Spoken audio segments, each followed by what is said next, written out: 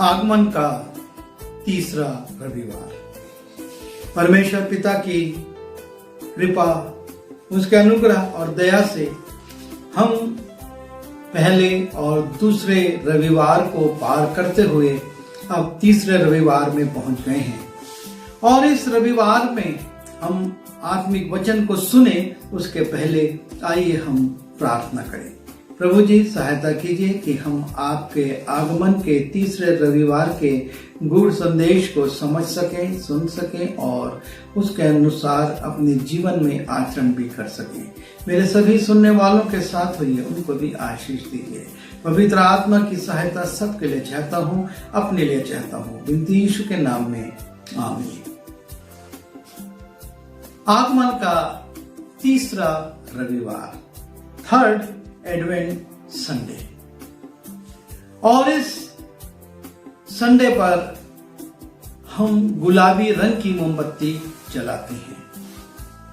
ये गुलाबी रंग जो आनंद अर्थात जॉय का प्रतीक है। इस गुलाबी रंग की मोमबत्ती को इस दिन इसलिए जलाया जाता है क्योंकि परमेश्वर के आनंद का संदेश और परमेश्वर का आनंद मनुष्यों के लिए प्रकट हुआ और परमेश्वर ने इस आनंद को संसार के लोगों तक पहुंचाया। इस गुलाबी मोमबत्ती को चरवाहे की मोमबत्ती भी कहते हैं। जैसा कि हमने देखा था, पहली मोमबत्ती जो बैंगनी रंग की थी और उसे होप अर्थात आशा का प्रतीक माना जाता था और इसे प्रोफेसी कैंडल भी कहते थे, भविष्यवाणी की मोमबत्ती भी कहा जाता था। वैसे ही दूसरे रविवार की मोमबत्ती, जिसे विश्वास की मोमबत्ती, बैतलहम की मोमबत्ती के नाम से जाना जाता है और यह भी बैंगनी रंग की थी। लेकिन तीसरे रविवार की जो मोमबत्ती है और वो चरवाहे की मोमबत्ती कहलाती है और इसका रंग गुलाबी है क्योंकि चरवाहों से परमेश्वर के दूतों ने कहा था, परमेश्वर की शांति इस संसार में उन लोगों पर जिनसे परमेश्वर प्रसन्न है पहुंचे, उनमें हो। और इस चरवाहे की मोमबत्ती के विषय में और जब हम इसे आगे देखते हैं, इसको आनंद की मोमबत्ती भी कहा जाता है। ये मोमबत्ती आनंद का भी प्रतीक है और आज हम उस आनंद को देखना चाहेंगे क्योंकि प्रभु यीशु मसीह के आगमन की हर बात के साथ आनंद जुड़ा हुआ है। यीशु मसीह का आगमन जब हम मनाना शुरू करते हैं, उसको स्मरण करना शुरू करते हैं, हमारे भी मनों में आनंद आ जाता है। ये एक आनंद का संदेश है कि हमारा उद्धारकर्ता, इस जगत का उद्धारकर्ता जन्मा है। जब हम लूका रचित सुसमाचार उसके पहले अध्याय के 28वें पद में जाते हैं, वहां पर स्वर्गदूत मरियम से मिलता है और उसका अभिवादन जिस रीति से करता है उसको हम देखें। लिखा है, और स्वर्गदूत ने उसके पास भीतर आकर कहा, आनंद और जय तेरी हो, जिस पर ईश्वर का अनुग्रह हुआ है, प्रभु तेरे साथ है। आनंद और जय तेरी हो। यीशु मसीह के जन्म के विषय में, परमेश्वर की योजना के विषय में और परमेश्वर की इच्छा के विषय में स्वर्गदूत मरियम से बात करे उसके पहले कहता है, आनंद और जय तेरी हो। मैं एक आनंद की बात तुझे बता रहा हूं और सच में एक अद्भुत आनंद की बात थी कि संसार की सैकड़ों, हजारों और लाखों स्त्रियों में परमेश्वर ने मरियम को चुना था।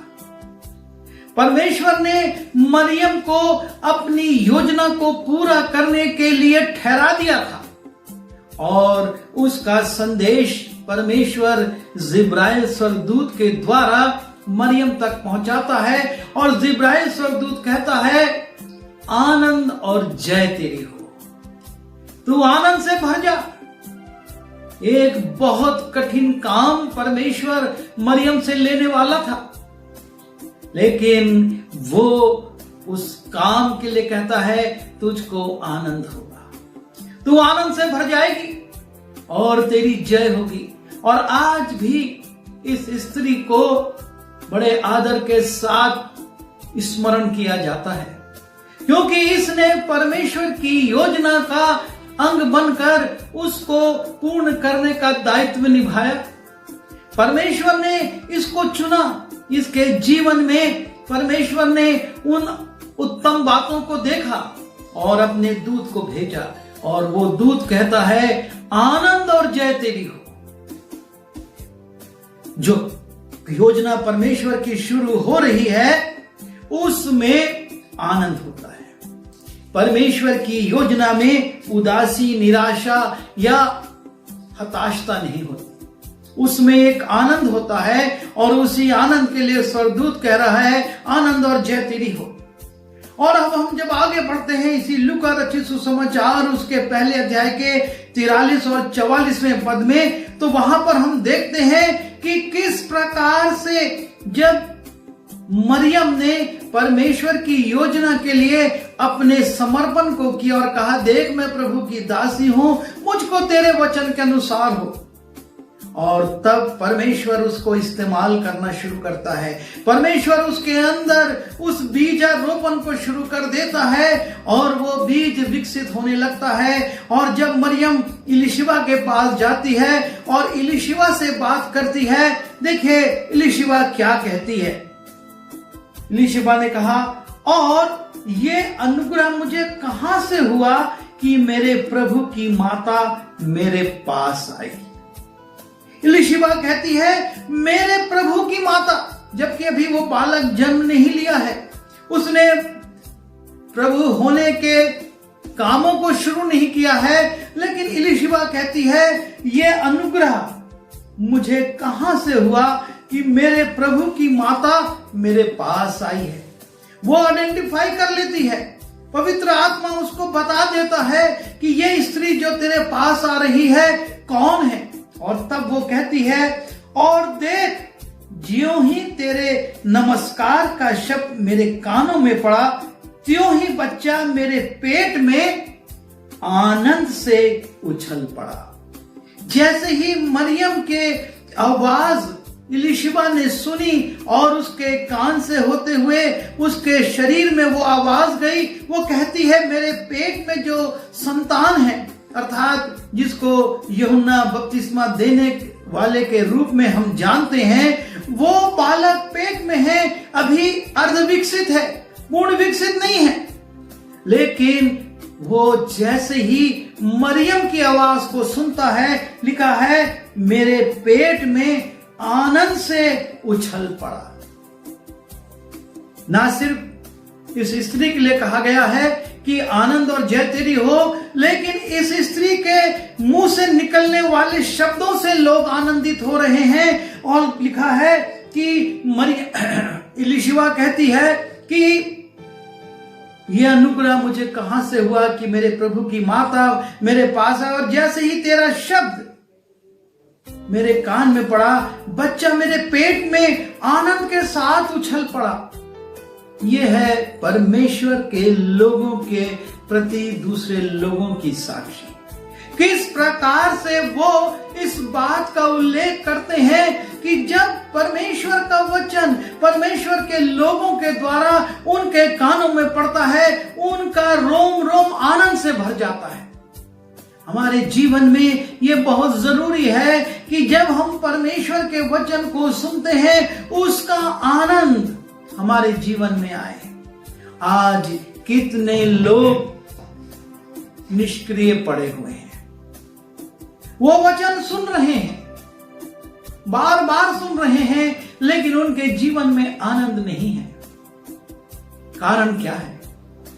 कारण यह है कि वो परमेश्वर के वचन को उस रूप में ग्रहण रहे हैं जैसे इलीशिबा ने ग्रहण किया। और इसलिए ना सिर्फ वो आनंदित हुई, लेकिन उसकी देह में जो बच्चा पल रहा था वो भी आनंद से उछल पड़ा। परमेश्वर अपनी योजना में आपको और मुझको आनंद के साथ सम्मिलित करना चाहता है, और इसीलिए गरड़िए भी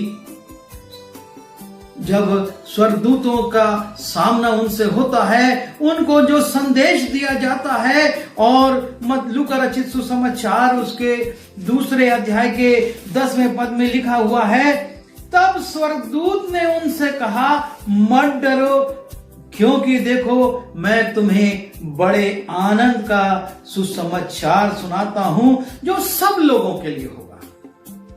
किसी एक जाति के लिए नहीं, किसी एक कौम के लिए नहीं, किसी एक वर्ग के लिए नहीं, सब लोगों के लिए होगा ये आनंद का सुसमाचार। मैं तुम्हें बड़े आनंद का सुसमाचार सुनाता हूं। परमेश्वर के आनंद का सुसमाचार गरड़ियों तक आया। पहले वो मरियम के पास आया, उसके बाद इलीशिबा के पास आया, और अब वो गरड़ियों के पास पहुंच रहा है। क्रमवार, अभी जन्म का प्रारंभ नहीं हुआ था, तब परमेश्वर का दूत कहता था, जय तेरी हो, आनंद और जय तेरी हो। उसके बाद जब वो कुछ 3 महीने का हो गया और वो इलीशिबा के पास जाती है, और इलीशिबा जब उसकी आवाज सुनती है वो भी आनंदित होती है, और उसके पेट का बच्चा भी आनंदित होता है। और जब जन्म होता है, जब यीशु मसीह का जन्म हो जाता है, गरड़ियों के पास स्वर्गदूत आकर कहते हैं, मैं तुम्हें बड़े आनंद का सुसमाचार सुनाता हूं। यीशु का जन्म इस संसार के लिए एक आनंद का कारण है। क्यों है वो आनंद का कारण? क्योंकि अंधकार में डूबे हुए मनुष्य को ज्योति दिखाने के लिए, प्रकाश में लाने के लिए यीशु का जन्म हुआ था। और अंधकार से ज्योति में आना, मृत्यु के देश से जीवन के देश में आना आनंद की बात है। और इसी आनंद को स्वर्गदूत गरड़ियों को बता रहे हैं कि मैं तुम्हें बड़े आनंद का सुसमाचार सुनाता हूं जो सब लोगों के लिए होगा। जी हां, आपका और मेरे पास जो आनंद का संदेश है वो एक के लिए, 2 के लिए नहीं, मेरी कलीसिया के लिए नहीं, मेरे लोगों के लिए, मेरे परिवार के लिए नहीं, सबके लिए है। और इसे आपको और मुझको सुनाना है। गत दिनों में स्वर्गदूतों ने सुनाया, आज हम परमेश्वर के प्रतिनिधि हैं, हम उसके राजदूत हैं, और इस राजदूत को उस समाचार को देना है, उस आनंद के समाचार को बांटना है। और जब हम मत्ती रचित सुसमाचार उसके 2 अध्याय के 10वें पद में जाते हैं, हम चौथे पात्र को देखते हैं जो कि बड़े दिन से संबंधित हैं, और वो ज्योतिषी हैं। और लिखा है 10वें पद में, उस तारे को देखकर वे अति आनंदित हुए। जब उन्होंने उस तारे को देखा जो यीशु मसीह के जन्म की सूचना दे रहा था, और वो बड़ी निराशा में, हताशता में हेरोदेस के महल से निकले थे। उनकी एक लंबी यात्रा असफल हो रही थी। वो बड़ी उम्मीद से आए थे कि हम यहूदियों के नए जन्मे राजा को देखेंगे, उसे प्रणाम करेंगे, उसे भेंट देंगे। लेकिन जब वो यरूशलेम में राजा के महल में गए तो पता चला कि वहां तो किसी बच्चे का जन्म नहीं हुआ है। उनको लगा उन्होंने गलत गणना कर ली, उनको लगा शायद वो गलत मार्ग में आ गए, हमको यहां तो कोई राजा नहीं मिला।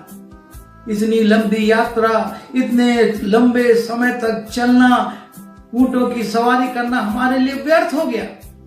लेकिन महल से जैसे ही वो निकले और एक बार फिर उन्होंने परमेश्वर की ओर, उस आकाश की ओर जिसमें परमेश्वर का निवास है, उसकी ओर अपना सिर उठाया, परमेश्वर ने फिर से उसी तारे को उनको दिखा दिया और अब उस तारे को देखकर लिखा है, उस तारे को देखकर वे आप अति आनंदित हुए। और उसके बाद जब वो उसके पीछे पीछे चले तो लिखा है, और उस घर में पहुंचकर उस बालक को उसकी माता मरियम के साथ देखा और मुंह के बल गिरकर उसे प्रणाम किया और अपना अपना थैला खोलकर उसको सोना, लोबान और गंधरस की भेंट चढ़ाई। उनकी यात्रा सफल हो गई। जिस उद्देश्य से वो निकले थे, जिस पर्पस को वो करना चाहते थे, जिस राजा को वो देखना चाहते थे, जिसको वो अपनी भेंटें चढ़ाना चाहते थे, वो राजा उनको उस गौशाला में मिल गया। लेकिन उसके तारे को देखकर वो प्रसन्न हुए, बहुत आनंदित हुए। हमारे जीवन में परमेश्वर संकेतों को देता है, वचन को देता है। ये वचन सितारे के समान हमारा मार्गदर्शन करता है। दाऊद राजा कहता है, तेरा वचन मेरे पांव के लिए दीपक और मेरे मार्ग के लिए उजाला है। और यही सितारा, यही प्रकाश इन ज्योतिषियों को उस महल से उस झोपड़े तक, उस राजा से उन साधारण लोगों तक ले गया और परमेश्वर की योजना को दिखाया। हमारे जीवन में परमेश्वर ऐसे आनंद के चिन्हों को दिखाता है, लेकिन हम उनके अर्थों को नहीं समझते, उनको नजरअंदाज कर जाते हैं और उस खुशी को नहीं पा पाते हैं जो आनंद परमेश्वर आपको और मुझको देता है। पौलुस कहता है, प्रभु में सदा आनंदित रहो। लेकिन हमारे जीवन में उदासी, हमारे जीवन में निराशा, हमारे जीवन में परेशानी भरी हुई है। क्यों ऐसा है?